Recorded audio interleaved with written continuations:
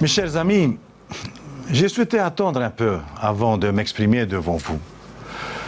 Ce n'est pas de l'indifférence, bien au contraire, j'en souffre. C'est un torrent de réactions indignées et d'insultes qui s'est abattu sur la toile à la suite du mariage de notre ami Thierry Temoina Alpha. Je n'ai donc pas voulu réagir à chaud. Pour autant, je ne minimise pas la situation.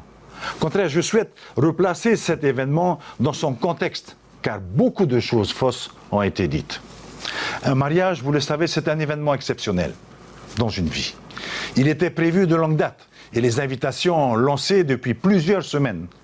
Pourtant, les mariés ont souhaité se conformer à la réglementation et ont revu à la baisse le nombre de convives. Le repas a été organisé dans les règles prescrites par l'arrêté du haut-commissaire au sein d'un restaurant qui a été privatisé pour l'occasion. La jauge maximale n'a pas été dépassée. Les règles sanitaires ont été respectées par les convives qui étaient 6 à table et par le personnel de service. C'est vrai, dans ce contexte festif, il y a eu un orchestre d'ambiance. C'est, je crois, la chose, l'entorse à la réglementation et c'est ce qui nous est reproché. Nous n'avons pas été exemplaires, certainement. J'en suis infiniment désolé. Mais j'ai bien compris que vous exigez de vos élus qu'ils aient une conduite exemplaire. J'en prends acte, ainsi que les membres du gouvernement. Mais vous me connaissez. Je ne suis pas quelqu'un qui se croit au-dessus des lois. Mon gouvernement et moi-même n'avons qu'une seule priorité, c'est vous. C'est notre Fénois.